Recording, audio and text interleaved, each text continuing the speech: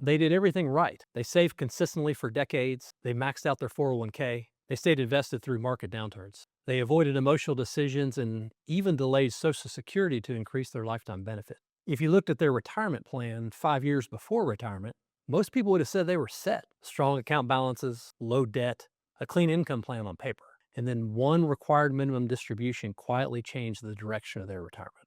Not because the market crashed, not because they overspent, not because they made a bad investment decision. It happened because a rule they barely thought about suddenly forced income at the worst possible time.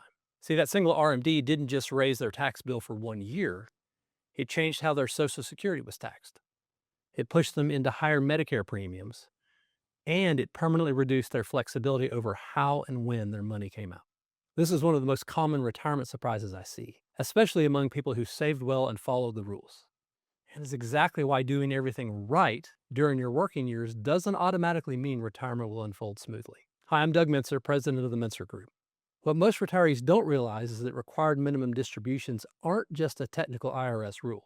They're a turning point. They mark the moment when control over your income starts to shift from you to the tax code. And once that shift happens, the decisions you didn't make earlier often become very expensive later.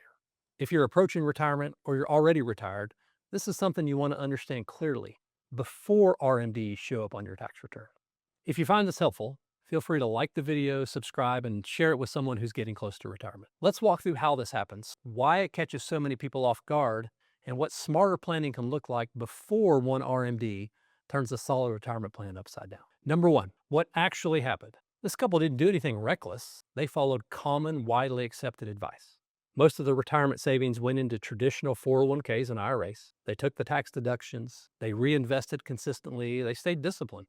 During their working years, that strategy worked very well. They lowered taxes while earning income. They benefited from long-term market growth and avoided unnecessary complexity. When they retired, they felt confident.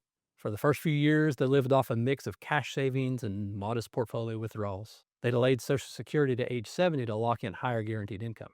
Their tax returns looked manageable, and nothing felt wrong. Then the RMD started, and that's when the plan changed. Not because of a bad decision in retirement, but because of decisions that were never revisited. Number two, why RMDs are not just another withdrawal. A lot of retirees think of RMDs as another withdrawal, and that's the mistake. An RMD is not optional, it's not flexible, and it doesn't care whether you need the money or not. Once you reach RMD age, the IRS determines how much must come out, when it must come out, and how it's taxed. That distribution is treated as ordinary income, not capital gains, not preferential rates, not something you can always smooth away easily. And it stacks on top of every other income source you already have. And that's where the real impact begins. See, RMDs don't just exist in isolation, they collide with everything else in retirement. Which brings us to number three, the income stacking problem. See, by the time this couple reached RMD age, several income streams were already in place. So Security had started, investment income was flowing in, some pension income had kicked in. Then the RMD landed on top of all of it. Now, this is what we call income stacking. Each dollar of RMD income doesn't stand alone. It can push other income higher, can increase marginal tax rates, and it triggers secondary effects many retirees don't see coming.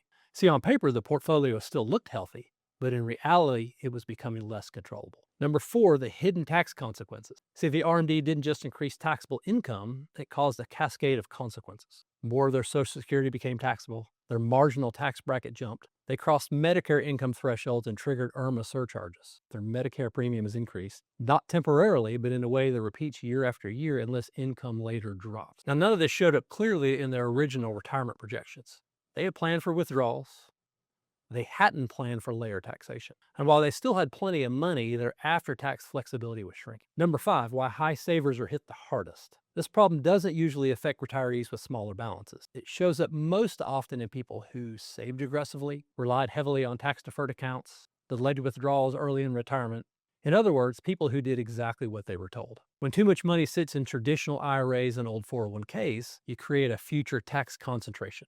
And for years, it feels like success, but later it becomes a loss of control. At a point where you're no longer deciding when income shows up, the IRS is. Number six, the biggest RMD myth. One of the most common responses I hear is this: well, I'll just reinvest the RMD if I don't need it. But see, that doesn't fix the problem. You still pay the tax, you still trigger higher brackets, you still increase Medicare premiums. Once the money is forced out, the tax consequence is permanent. Reinvesting only addresses where the money sits next, not what it already cost you to get there. Number 7, the missed opportunity most people don't see. See, here's the key issue. This couple had years, sometimes a decade or more, before RMDs began when their tax situation was actually very favorable.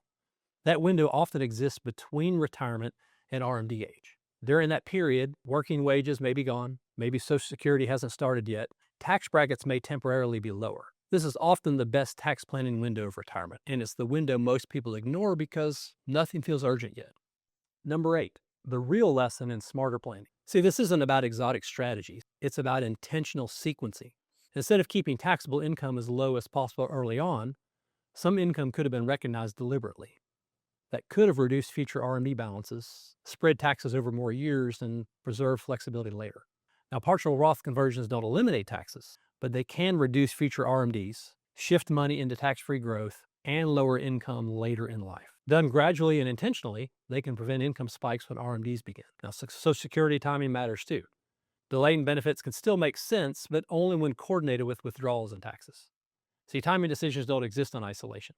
The real lesson here is simple. This couple didn't fail. They didn't overspend. They didn't panic. They didn't gamble.